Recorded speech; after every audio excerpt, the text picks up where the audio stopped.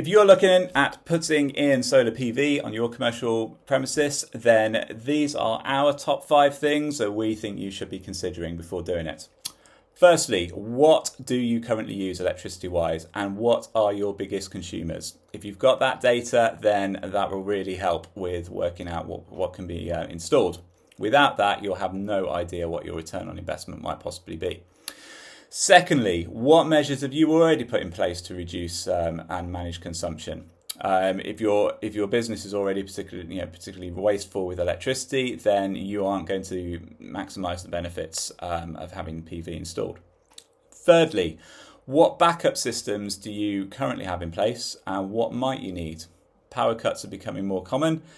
Unplanned outages are pretty common. So, what do you need to keep what mission critical systems do you have? What do you need on to keep your business running, and what can you do without? Because that can also be planned into solar PV systems.